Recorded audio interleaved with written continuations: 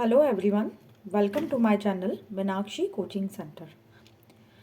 हम लोगों ने क्लास 10th का साइंस का चैप्टर 2 का फर्स्ट पार्ट पढ़ लिया है, एसिड बेस और सॉल्ट का। यहाँ हम लोग सेकंड पार्ट अब पढ़ने वाले हैं। देखो, हमने जो पढ़ा था वो लास्ट यहाँ पढ़ा था, what do all acids and all bases have in common. मतलब सभी अम्लों और क्षारकों में क्या समानता है, उनमें बेसिक जो कॉमन है वो क्या है। All acid generate hydrogen gas on reacting with metals.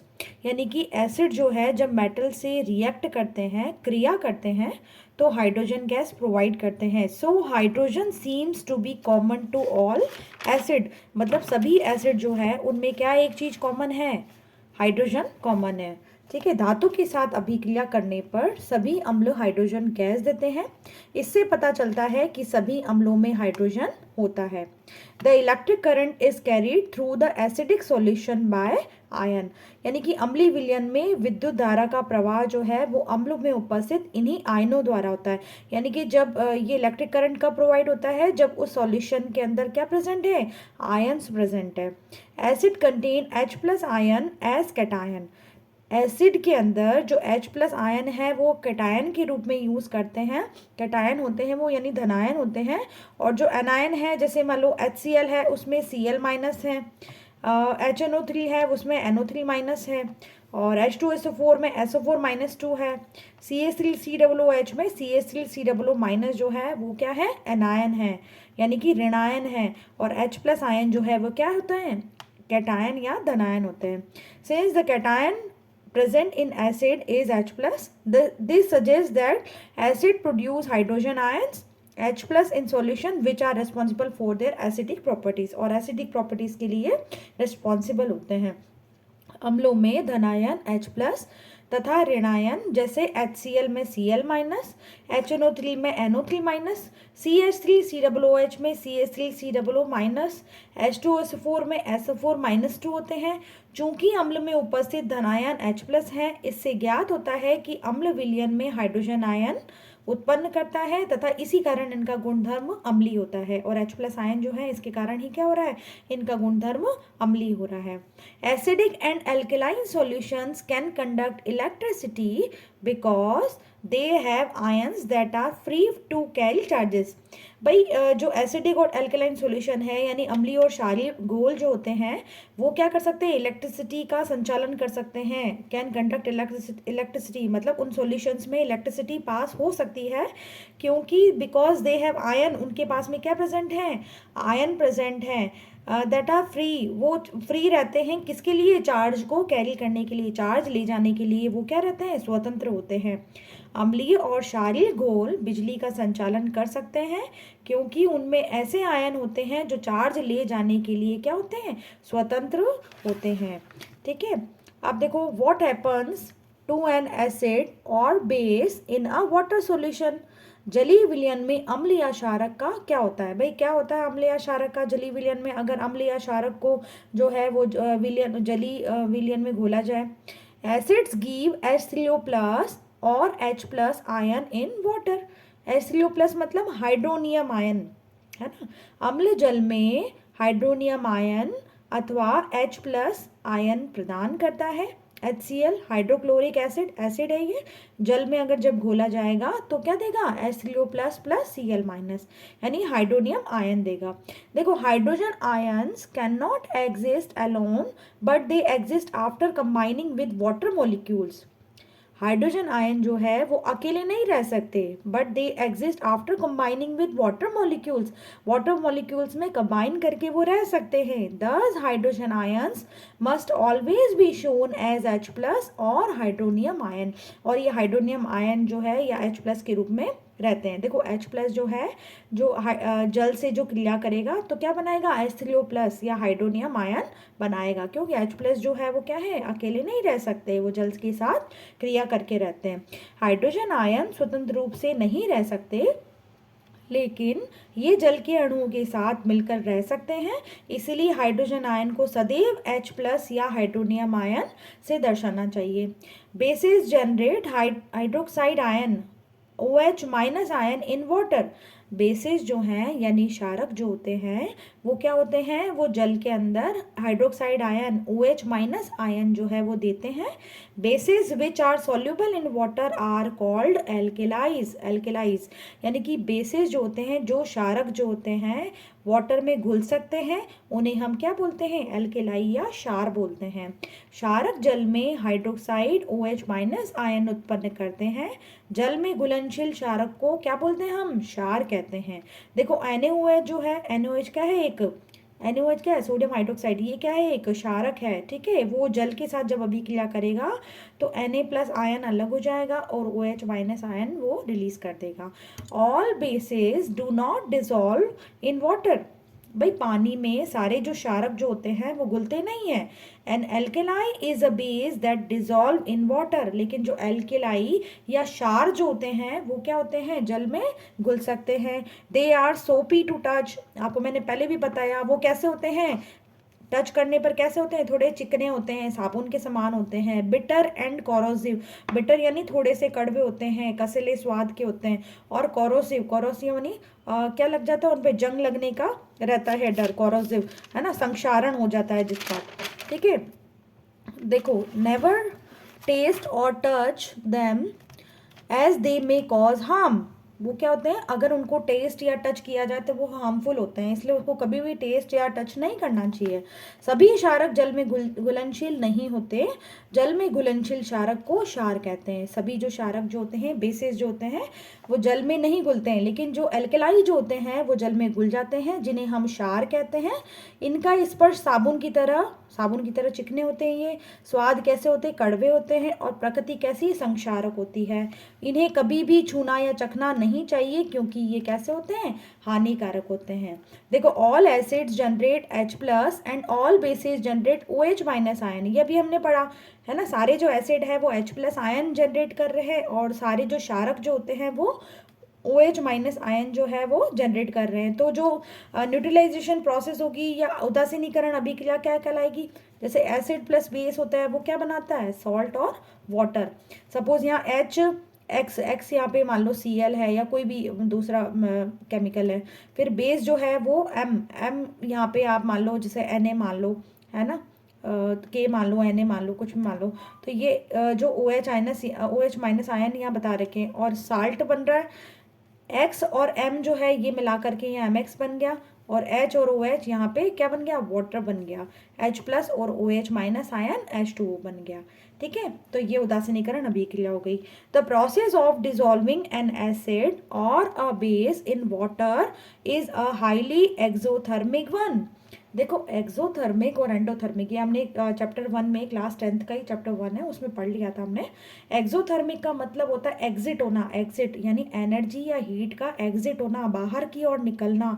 यानी जब कोई प्रोसेस होगी तो वो उसकी जो हीट है वो बाहर की ओर आएगी, तो वो होती है एक्सोथर्मिक। एंडोथर्मिक में क्या होता है, जब हीट का नेसेसरी होती है कोई भी रिएक्शन करने के लिए, हीट जब नेसेसरी होती है, ज़रूरत होती है उसकी, उसके बिना नहीं होती है वो प्रोसेस, तो उसको बोलते हैं एंडोथर्मिक। लेकिन यह एक्सोथर्मिक मतलब इस जो प्रोसेस, जब एसिड और बेस को डिसॉल्व किया जाएगा पानी के अंदर, तो क्या होगा, उस प्रोसेस के अंदर जो एनर्जी है वो या हीट है वो बाहर की ओर निकलेगी, एक्सोथर्मिक प्रोसेस होती है। मिक्सिंग एन एसिड और base with water results in decrease in the concentration of ion per unit volume. भाई किसी भी, अगर मान लो एक मिक्सिंग एन एसिड और base with water result in decrease in the concentration power उसका जो है कम होगा कि नहीं होगा। अगर मान लो किसी में पानी की मात्रा ज़्यादा, जैसे मान लो नींबू पानी आपने बनाया, उसमें पानी की बहुत ज़्यादा मात्रा डाल दे तो नींबू की क्वांटिटी कम हो जाएगी, नींबू के मॉलिक्यूल्स की कंसंट्रेशन कम हो जाएगी और चीनी की मॉलिक्यूल की कंसंट्रेशन कम हो जाएगी, है ना। उसी प्रकार से यहाँ पे क्या होगा, H+H3O+ प्लस OH माइनस जो आयन है उनकी कंसंट्रेशन पर यूनिट वॉल्यूम में कम हो जाएगी। Such a process is called dilution, और इसे हम लोग क्या प्रोसेस को बोलते हैं, डाइल्यूशन या तनुकरण बोलते हैं। एंड द एसिड और the base is said to be diluted. जल में अम्ल या क्षारक मिलाने पर आयन की सांद्रता में प्रति इकाई आयतन में कमी हो जाती है। इस प्रक्रिया को तनुकरण कहते हैं, और अम्ल या क्षारक जो है वो क्या हो जाते हैं, तनुकृत हो जाते हैं, क्या हो जाते हैं, डाइल्यूटेड हो जाते हैं, ठीक है। अब देखो, हाउ स्ट्रॉन्ग आर एसिड और बेस सॉल्यूशन, यानी अम्ल और क्षारक के विलयन कितने प्रबल होते हैं। भाई प्रबल है या दुर्बल है ना, स्ट्रॉन्ग है या वीक है, हमें कैसे पता चलेगा। देखो, the universal indicator shows different colours at different concentration of hydrogen ion in a solution. जो यूनिवर्सल इंडिकेटर है, सार्वत्रिक सूचक जो है, वो किसी भी विलयन में जो हाइड्रोजन आयन की सांद्रता है या कंसंट्रेशन है, वो अलग अलग रंगों में प्रदर्शित करते हैं। A scale for measuring hydrogen ion concentration in a solution called pH scale has been developed. देखो, पीएच स्केल जो है वो मैंने आपको पहले भी स्टार्टिंग में ही बताया था कि पीएच स्केल क्या है, पावर ऑफ हाइड्रोजन, यानी कि हाइड्रोजन आयन की कंसंट्रेशन, हाइड्रोजन आयन की पावर जितनी ज़्यादा होगी उतना ही वो क्या रहेगा, उतना ही वो क्या रहेगा, एसिडिक रहेगा। ठीक है। The P in pH stand for potence, potence in German, German में इस पी का मतलब है पोटेंस, जिसका अर्थ है पावर, पावर। ठीक है, पोटेंस या पावर। ठीक है, पी का मतलब है, एच फॉर हाइड्रोजन है, पावर ऑफ हाइड्रोजन। किसी विलयन में उपस्थित हाइड्रोजन आयन की सांद्रता ज्ञात करने के लिए एक स्केल विकसित किया गया है जिसे पीएच स्केल कहते हैं। तो हाइड्रोजन आयन की सांद्रता ज्ञात करने के लिए एक स्केल जो है वो विकसित किया गया है जिसे पीएच स्केल कहते हैं। इस पीएच में पी जो है वो क्या है, इंडिकेटर है, सूचक है किसका, पुसांस, जो एक जर्मन शब्द है, इसका अर्थ होता है शक्ति, शक्ति यानी पावर। पी का अर्थ पावर और एच का मतलब हाइड्रोजन, यानी power of hydrogen. On the pH scale we can measure pH generally from 0 very acidic to 14 very alkaline. देखो यहाँ पे 0 जो है वहाँ पे वेरी एसिडिक है और 14 जो है वो एल्केलाइन होता है। pH should be thought of simply as a number which indicate the acidic और basic nature of a solution. जो pH है वो हमें बता रहा है कि वो जो सॉल्यूशन है वो ज़्यादा एसिडिक है या फिर बेसिक नेचर का है। Higher the hydronium in ion concentration lower is the pH value.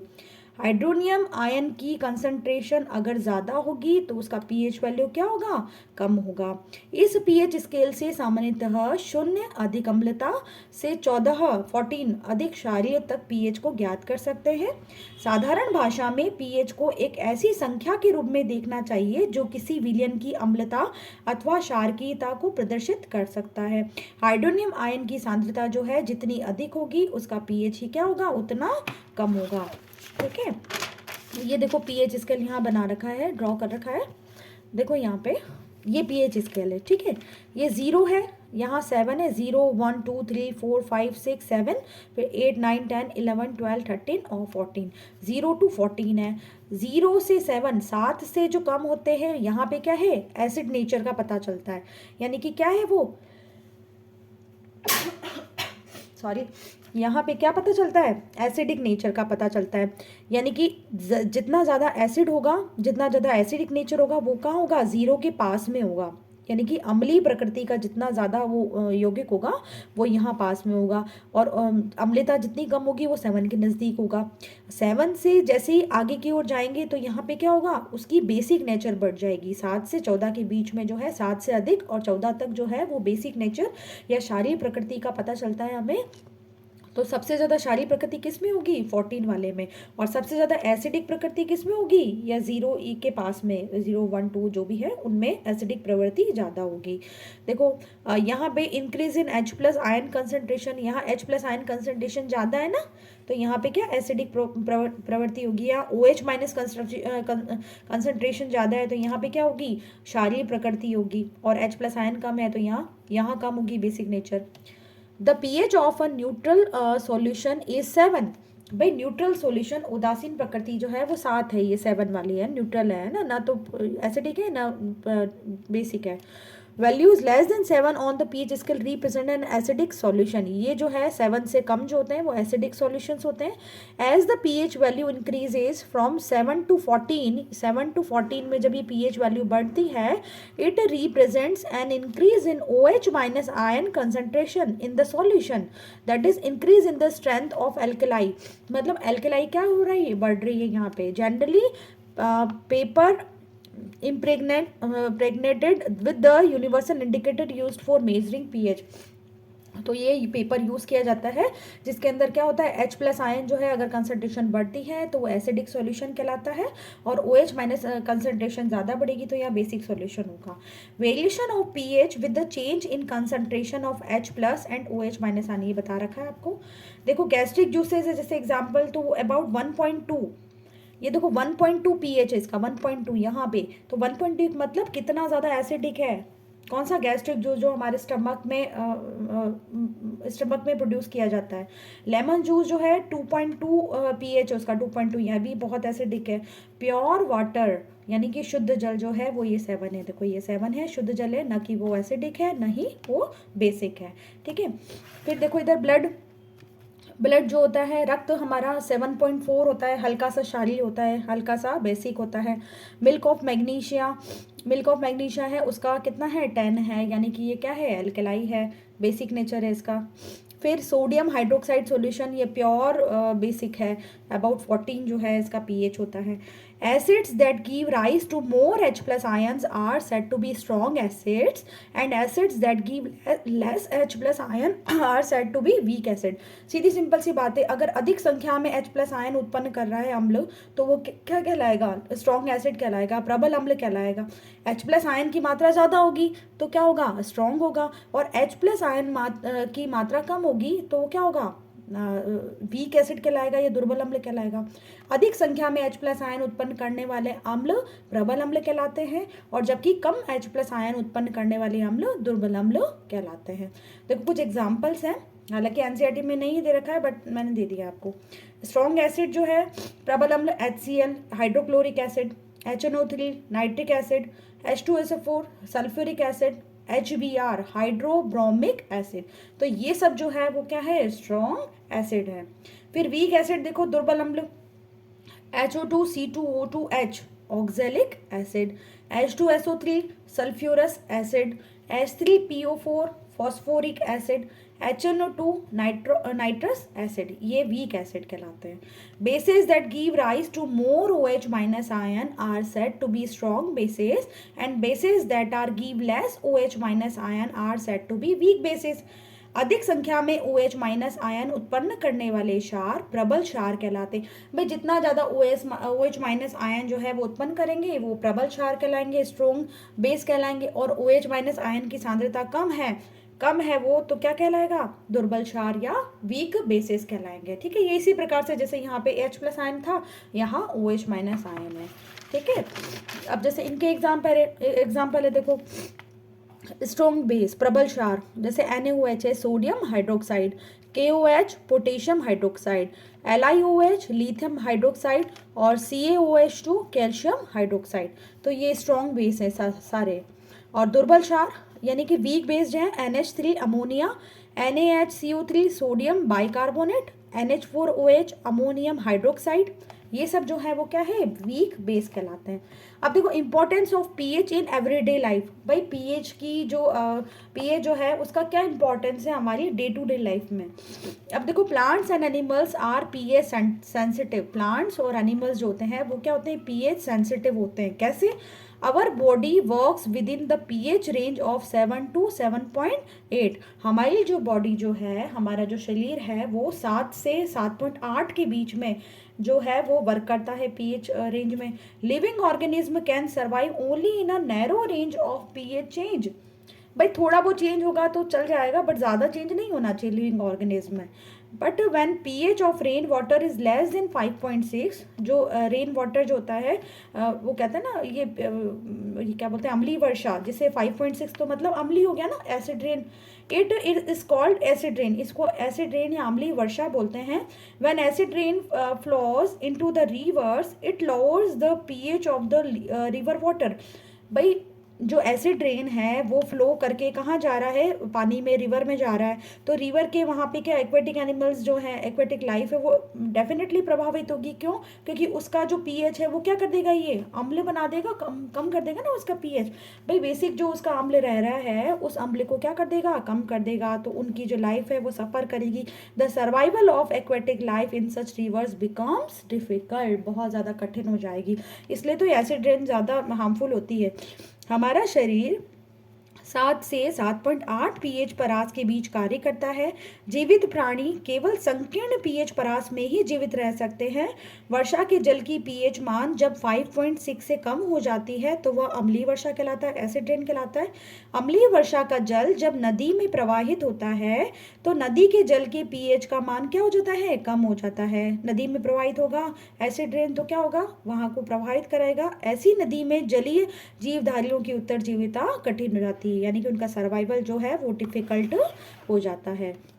ठीक है, अब देखो plants require a specific pH range for their healthy growth. सीधी बात है, प्लांट्स भी क्या होते हैं, एक स्पेसिफिक पीएच होता है, उसी पे क्या है अच्छी हेल्दी ग्रोथ प्रोवाइड करते हैं। अच्छी उपज के लिए पौधों को एक विशिष्ट पीएच परास की आवश्यकता होती है। अब देखो पीएच इन अवर डाइजेस्टिव सिस्टम, हमारे पाचन तंत्र का pH. Our stomach produce hydrochloric acid HCl. It helps in the digestion of food without harming the stomach. भाई हमारा जो स्टमक होता है, हमारा जो उदर होता है, उसमें क्या होता है HCl जो है वो सिक्रीट किया जाता है। HCl क्या होता है, हमारी फूड का डाइजेशन में हेल्प करता है, लेकिन हमारे स्टमक को हानि नहीं पहुंचाता है। During indigestion the stomach produce too much acid.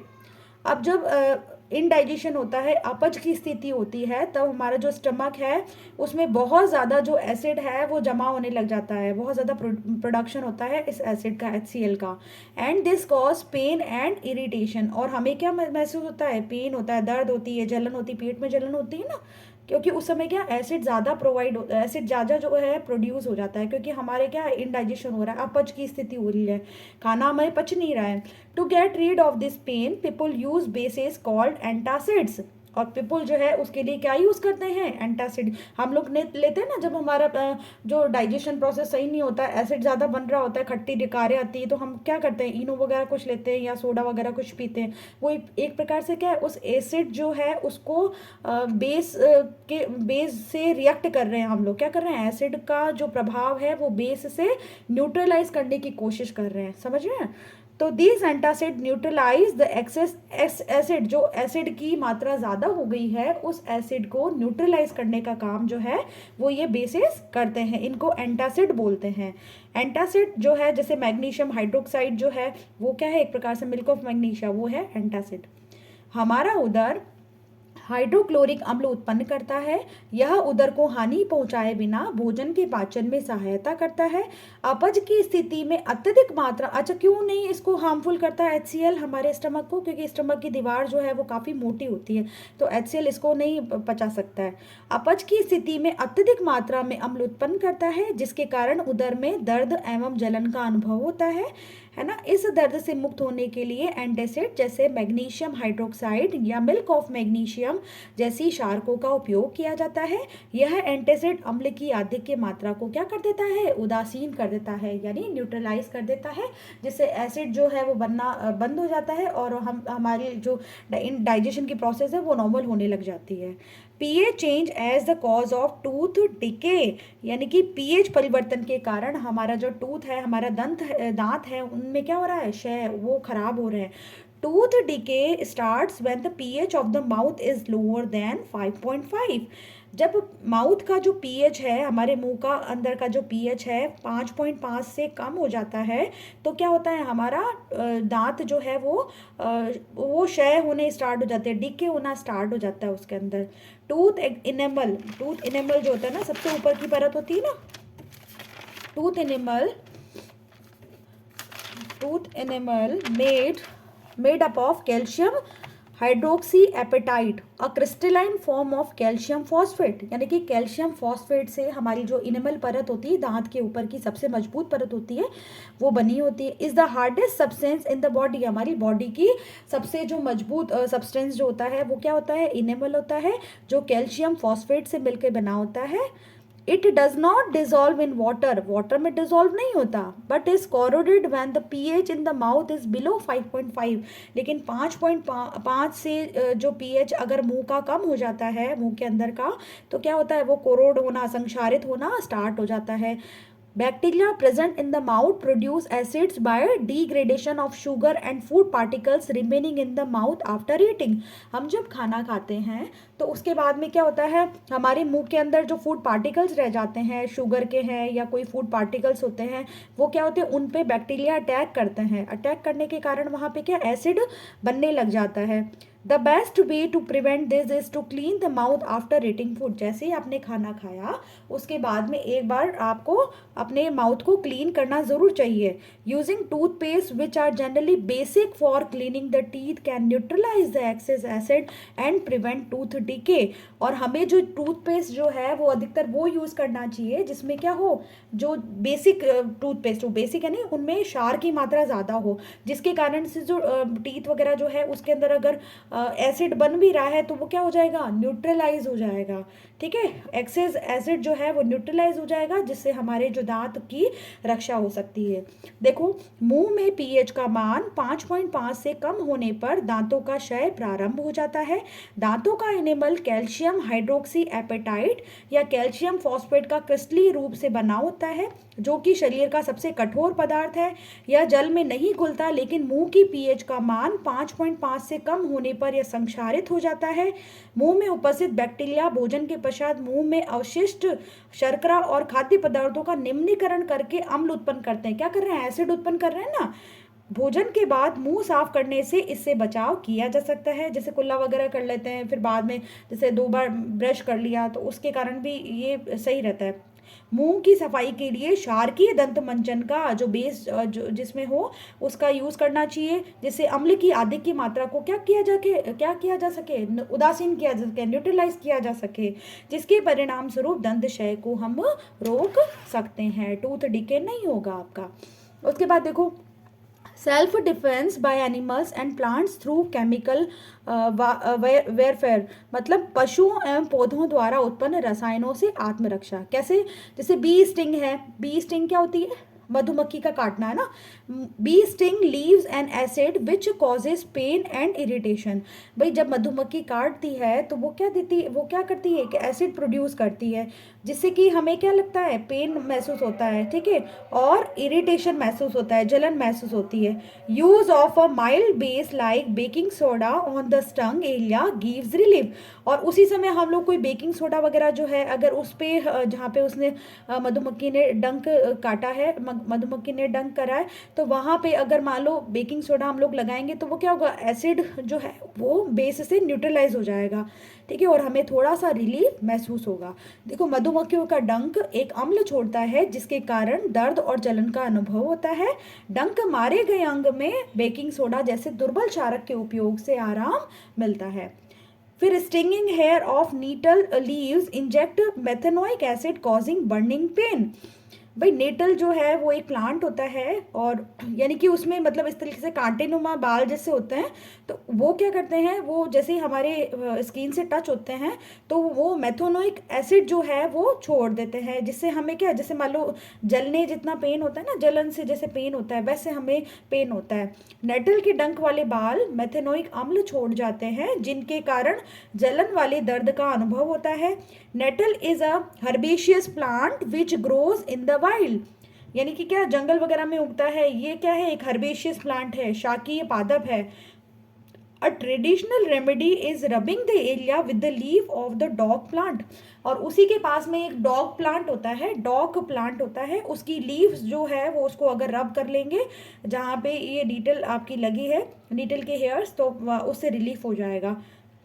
Which often grows beside the nettle in the wild में नीटल के पास में ही लगभग पता चल जाता है हमें डॉग प्लांट का. पारंपरिक तौर पर इसका इलाज डंक वाले स्थान पर डॉग पौधे की पत्ती रगड़कर किया जाता है. ये पौधे अधिकतर नेटल के पास ही पैदा होते हैं. नेटल के पास में ही जो है वो हमें क्या मिल जाता है, डॉग प्लांट मिल जाता है. अब देखो, सम नेचुरली अकरिंग एसिड्स, कुछ प्राकृतिक अम्ल जो हमारे नेचुरल जो हम लोग खाते हैं, या कई चीज़ें होती है. देखो, विनेगर है, सिरका है ना, इसमें क्या प्रेजेंट होता है, एसिटिक एसिड प्रेजेंट होता है. ऑरेंज या संतरा जिसे सिट्रिक एसिड प्रेजेंट होता है उसमें. टैमेरिंड या इमली जो है टार्ट्रिक एसिड प्रेजेंट होता है. टोमेटो या टमाटर जो होता है उसमें ऑक्जेलिक एसिड प्रेजेंट होता है.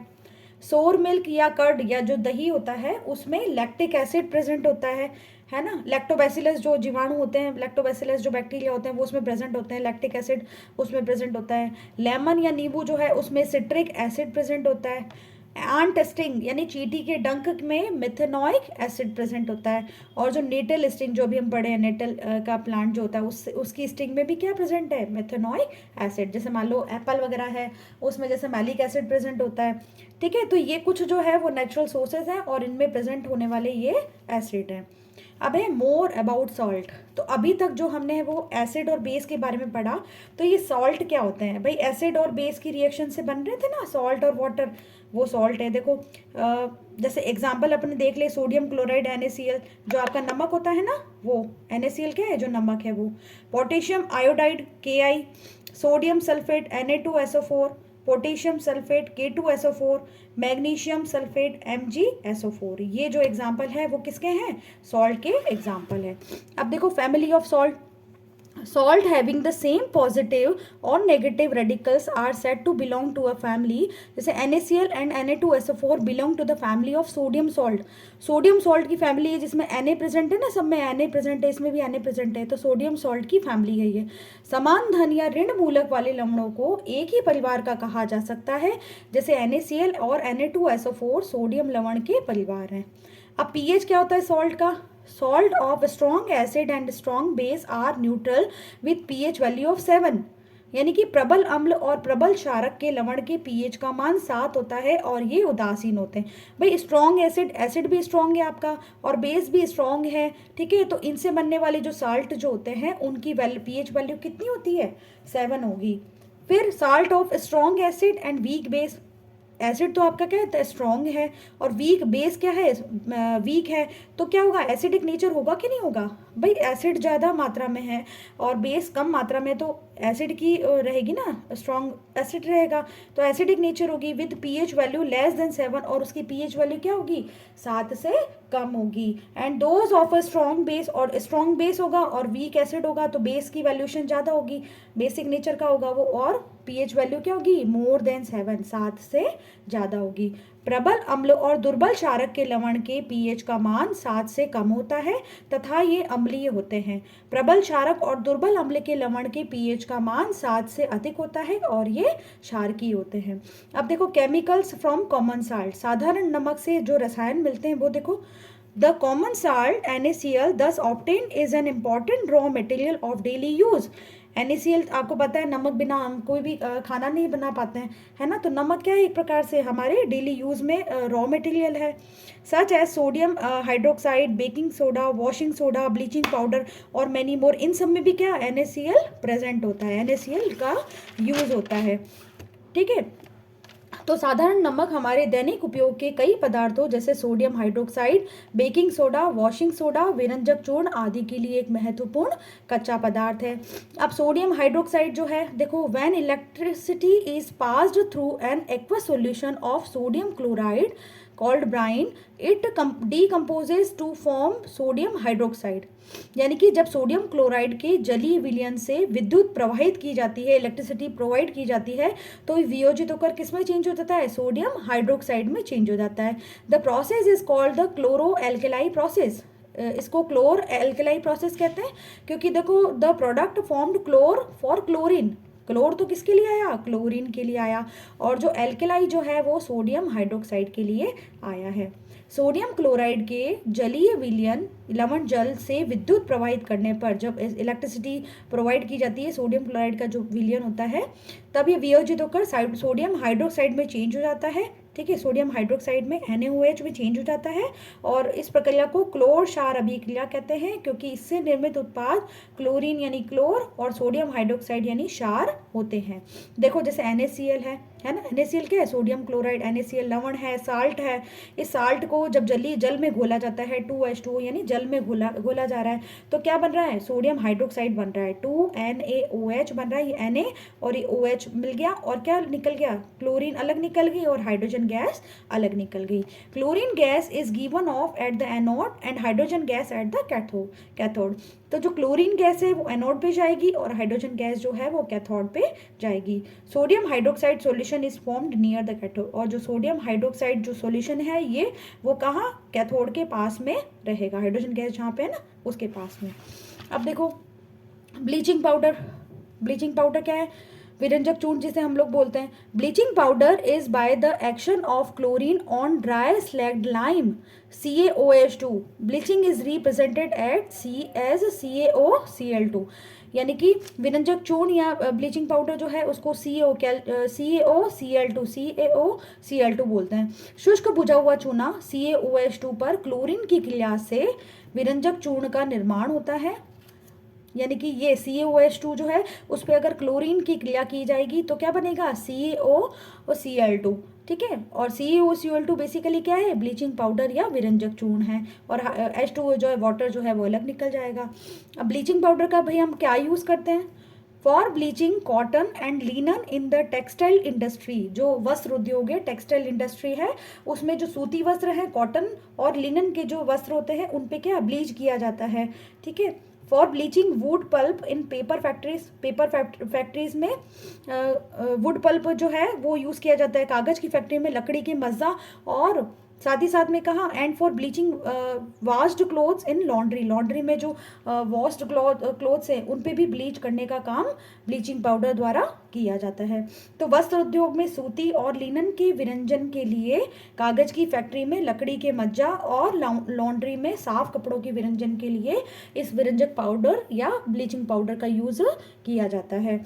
As an oxidizing agent in many chemical industries, कई रासायनिक उद्योगों में ये एक क्या होता है, ऑक्सीडाइजिंग या उपचायक के रूप में यूज किया जाता है।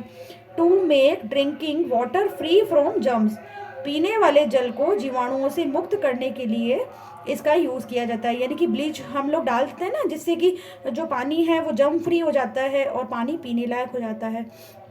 अब बेकिंग सोडा या baking soda, the baking soda is commonly used in the kitchen for many tasty crispy pakodas etcetera, sometimes it is added for faster cooking. देखो बेकिंग सोडा हम लोग जो खाने का सोडा होता है ना, जो मीठा सोडा हम लोग यूज़ करते हैं, जैसे पकौड़ा वगैरह में यूज़ करते हैं, या फिर हम इडली वगैरह बनाते हैं, खमन वगैरह बनाते हैं, तो उसमें क्या ये बेकिंग सोडा यूज़ होता है, मीठा सोडा, खाने का सोडा, ठीक है। तो किचन में यूज़ किया जाता है, जिससे हम कुकिंग वगैरह में भी बहुत ईजिली जल्दी हो जाए, उसके लिए यूज़ किया जाता है baking soda. The chemical name of the compound is sodium hydrogen carbonate NaHCO3। तो जो खाने का सोडा होता है उसे हम लोग sodium hydrogen carbonate, sodium hydrogen carbonate NaHCO3 बोलते हैं। It is produced using sodium chloride as one of the raw material, sodium chloride use किया जाता है इसको बनाने के लिए। देखो बेकिंग सोडा का उपयोग आमतौर पर रसोई घर में स्वादिष्ट खस्ता पकोड़े बनाने के लिए किया जाता है। कभी कभी इसका उपयोग खाने को शीघ्रता से पकाने के लिए भी किया जाता है। इस यौगिक का रासायनिक नाम sodium hydrogen carbonate NaHCO3, sodium hydrogen carbonate है। इसको बनाने में सोडियम क्लोराइड का उपयोग एक मूल पदार्थ के रूप में किया जाता है। तो NaCl का इसमें भी यूज़ हो रहा है ना इसको बनाने के लिए। देखो NaCl ये रहा, H2O जल हो गया, CO2 हो गई और NH3 हो गई, तो इन सबको मिला करके फिर क्या बनाया, NH4Cl बना, अमोनियम क्लोराइड बना, और NaHCO3 जिसे हम सोडियम हाइड्रोजन कार्बोनेट या मीठा सोडा या खाने का सोडा बोलते हैं। तो सोडियम हाइड्रोजन कार्बोनेट है उसको अगर गर्म करेंगे तो हमें सोडियम कार्बोनेट मिल जाएगा, Na2CO3 प्लस H2O और CO2, ठीक है। और बेकिंग सोडा का यूज़ क्या है, बहुत सारी चीज़ों में। देखो फॉर मेकिंग बेकिंग पाउडर और which is a mixture of baking soda, sodium hydrogen carbonate and mild edible acid such as tartaric acid, यानी कि इसको बेकिंग पाउडर बनाने के लिए यूज़ किया जाता है। जो किसका मिक्सचर है, एक तो बेकिंग सोडा का और एक टार्ट्रिक एसिड का, ठीक है। When baking powder is heated or mixed in water, जब बेकिंग पाउडर को गर्म किया जाता है या मिक्स किया जाता है वाटर में, देन NaCO3, देखो NaCO3 क्या है, sodium hydrogen carbonate, H plus from any acid, acid से आपको पता है H प्लस आयन मिलता है, ठीक है। क्या बनेगा, CO2 बनेगी, CO2 गैस रिलीज होगी, प्लस H2। जब आप वैसे जनरली देखो, जैसे मान लो आप इनो वगैरह है है ना, तो उसको आप क्या करेंगे, या फिर अपने कोई भी आप बेकिंग सोडा यूज़ करते हैं, ठीक है, बेकिंग सोडा कोई ले लो आप, बेकिंग सोडा यूज़ करते हो तो जैसे ही पानी में बेकिंग सोडा थोड़ा सा डालते हो तो क्या होगा, बुलबुले से उठते हैं ना, वो क्या है, एक प्रकार से CO2 जो गैस है वो रिलीज हो रही है, ठीक है, plus H2O plus sodium salt और एसिड। तो कार्बन डाइऑक्साइड प्रोड्यूस्ड, क्या प्रोड्यूस हो रही है, कार्बन डाइऑक्साइड प्रोड्यूस हो रही है during the reaction can cause bread और cake to rise making them soft और स्पॉन्जी। तो सॉफ्ट और स्पॉन्जी बनाने के लिए, जैसे केक वगैरह है या ब्रेड वगैरह है, उसको स्पॉन्जी बनाने के लिए हम लोग क्या यूज़ करते हैं, बेकिंग सोडा यूज़ करते हैं, ठीक है। Baking soda is also an ingredient in antacid. Being alkaline, it neutralize excess acid in the stomach and provide relief. ये मैंने आपको पहले भी बताया, जैसे मान लो इनो वगैरह क्या है, वो भी एक प्रकार से क्या है, बेकिंग सोडा ही है एक प्रकार से। तो बेकिंग सोडा जो है वो क्या करता है, हमें अगर हमारे स्टमक में जलन हो रही है या हमें प्रॉब्लम आ रही है, एसिड ज़्यादा बन रहा है, तो हमें क्या उसे न्यूट्रलाइज करना पड़ेगा। तो एल्कलाइन चीज़ को हम यूज़ करेंगे तो वो क्या है, एक प्रकार से बेकिंग सोडा है, ठीक है। तो बेकिंग सोडा भी एंटासिड का एक संघटक है। क्षारीय होने के कारण यह पेट में अम्ल की अधिकता को उदासीन करके राहत पहुंचाता है। It is also used in soda acid fire extinguishers. इसका उपयोग सोडा अम्ल अग्निशामक में भी किया जाता है। इसको सोडा एसिड फायर एक्सटिंग्विशर है उसमें भी इसका यूज किया जाता है। फिर है वॉशिंग सोडा या धोने का सोडा, जो धावन सोडा होता है ना, जो धोने का सोडा यूज करते हैं। Another chemical that can be obtain from sodium chloride is Na2CO3.10H2O। इसे हम लोग क्या बोलते हैं, वॉशिंग सोडा बोलते हैं। इसका पूरा नाम क्या है, देखो, सोडियम कार्बोनेट डी decahydrate, 10H2O, decahydrate, sodium carbonate decahydrate इसका नाम है, और या धावन सोडा भी बोलते हैं। एक अन्य रसायन है जिसे सोडियम क्लोराइड से प्राप्त किया जाता है। बेकिंग सोडा को गर्म करके सोडियम कार्बोनेट प्राप्त किया जाता है। जो बेकिंग सोडा है ना, अभी हमने पहले पढ़ा, उसको अगर गर्म करेंगे तो हमें क्या मिलेगा, सोडियम कार्बोनेट मिलेगा। और सोडियम कार्बोनेट के पुनः पुनः क्रिस्टलीकरण से धोने का सोडा प्राप्त होता है। और अगर सोडियम कार्बोनेट का क्रिस्टलीकरण किया जाए, क्रिस्टलाइजेशन प्रोसेस की जाए, तो हमें क्या मिल जाएगा, वॉशिंग सोडा मिल जाएगा। और यह भी क्या है, एक क्षारकीय लवण है, बेस है, बेसिकली है, तो बेसिक सॉल्ट है। Sodium carbonate can B obtained by heating baking soda. Recrystallisation of sodium carbonate gives washing soda. It is also a basic salt. और ये क्या है, एक प्रकार से बेसिक सॉल्ट है। जैसे Na2CO3 सोडियम कार्बोनेट है, प्लस 10H2O, Na2CO3.10H2O, ये हो गया धावन सोडा। अब इसका क्या यूज़ होता है, देखो, सोडियम कार्बोनेट या washing soda is used in glass, soap and paper industry. जो ग्लास इंडस्ट्री है, कांच की इंडस्ट्री है, साबुन इंडस्ट्री और पेपर इंडस्ट्री में सबसे ज़्यादा यूज़ होता है वॉशिंग सोडा का। It is used in the manufacture of sodium compound such as borax. Borax जो है सोडियम यौगिक होता है, उसको बनाने में भी इसका यूज़ होता है। Sodium carbonate can be used as a cleaning agent for domestic purpose. भाई, इसे वॉशिंग सोडा आप पता है, सभी आपको पता है कि क्लीन करने के लिए भी यूज़ होता है, घरों में साफ सफाई वगैरह के लिए यूज़ होता है। It is used for removing permanent hardness of water. अगर वाटर में परमानेंट हार्डनेस है तो उसको हटाने के लिए भी इसका यूज़ होता है। तो ये सारे इसके वॉशिंग सोडा के यूजफुल हैं, यूजेज हैं। Are the crystal of salts really dry. क्या लवण के क्रिस्टल वास्तव में शुष्क होते हैं? Copper sulfate crystals, which seem to be dry, contain water of crystallization. When we heat the crystals, this water is removed and the salts turn white. If you moisten the crystal again with water, you will find that blue color of the crystal reappears. देखो, शुष्क दिखने वाले copper sulphate क्रिस्टलों में क्रिस्टलन का जल होता है। भाई, कॉपर सल्फेट के जो क्रिस्टल होते हैं उनमें क्या होता है, क्रिस्टलन का जल होता है, वाटर होता है। जब हम क्रिस्टल को गर्म करते हैं तो ये जल हट जाता है। तो जो जल है वो क्या हो जाएगा, गर्म करेंगे तो हट जाएगा। तो हटने के बाद में जो लवण का रंग श्वेत रंग का हो जाता है, वाइट हो जाता है। पर जब आप वापस क्या करेंगे, उन्हें जल में भिगोते हैं क्रिस्टल्स को, तो क्रिस्टल का नीला रंग वापस आ जाता है। ये जस्ट बता रखा है आपको। Water of crystallization is the fixed number of water molecules present in one formula unit of a salt. लवण के एक सूत्र इकाई में जल के निश्चित अणुओं की संख्या को क्रिस्टलन का जल कहा जाता है। ये आपकी एक डेफिनेशन है वो। फिर chemical formula for hydrated copper sulphate is CuSO4.5H2O। ये किसका है, हाइड्रेटेड कॉपर सल्फेट का फॉर्मूला है। कॉपर सल्फेट हाइड्रेशन हो रहा है इसमें, हाइड्रेटेड कॉपर सल्फेट CuSO4.5H2O। एक जिप्सम है, उसका फॉर्मूला होता है CaSO4.2H2O, CaSO4.2H2O, है ना, कैल्शियम सल्फेट और 2H2O, ये रहा, जिप्सम बोलते हैं इसको। अब है पीओपी, पीओपी या plaster of Paris. On heating gypsum, ये जिप्सम जो है उसको हीट किया जाएगा कब, 373 केल्विन पे हीट किया जाएगा। It losses water molecules and becomes calcium sulphate hemihydrate CaSO4.12H2O, this is called plaster of Paris. भाई जिप्सम को हम 373 केल्विन पर गर्म करेंगे तो जो वाटर के मॉलिक्यूल्स हैं वो क्या हो जाएंगे, उसमें से हट जाएंगे, और जो कैल्शियम सल्फेट हेमीहाइड्रेट जो है वो बन जाएगा, जिसे CaSO4, ये 2H2 है ना, इसमें से हाफ H2O बचेगा केवल। तो ये जो कहलाएगा वो क्या कहलाता है, पीओपी कहलाता है, प्लास्टर ऑफ पेरिस। यहाँ पेरिस में सबसे पहले डिस्कवर हुआ था ये, इसीलिए इसको पीओपी बोल रहे हैं, प्लास्टर ऑफ पेरिस बोल रहे हैं। जिप्सम को 373 केल्विन पर गर्म करने पर यह जल के अणुओं का त्याग कर कैल्शियम सल्फेट अर्धहाइड्रेट या हेमीहाइड्रेट बनाता है, CaSO4.12H2O। ठीक है, इसे प्लास्टर ऑफ पेरिस कहते हैं। और POP the substance which doctors use as plasters for supporting fractured bones in the right position.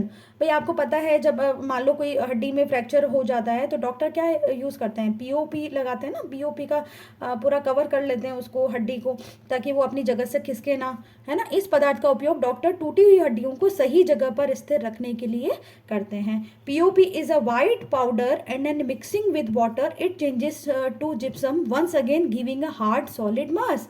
भाई पीओपी जो है, अगर उसको वाइट पाउडर जो होता है उसमें अगर वाटर और मिक्स कर दिया जाए तो वो किस में चेंज हो जाएगा, जिप्सम में चेंज हो जाएगा और हार्ड सॉलिड मास बना लेगा। पीओपी एक सफ़ेद चूर्ण है जो जल मिलाने पर पुनः जिप्सम बनकर कठोर ठोस पदार्थ प्रदान करता है। CaSO4.12H2O, इसमें वापस 1.5H2O मिला देंगे तो क्या हो जाएगा, CaSO4.2H2O। ये क्या होता है, जिप्सम होता है ना, और जिप्सम को 373 केल्विन जो है उस पर क्या करेंगे, गर्म करेंगे, तो क्या बन जाएगा, CaSO4.12H2O। ये इसमें चेंज हो सकता है और ये इसमें चेंज हो सकता है। POP is used for making toys, material for decoration and for making surfaces smooth.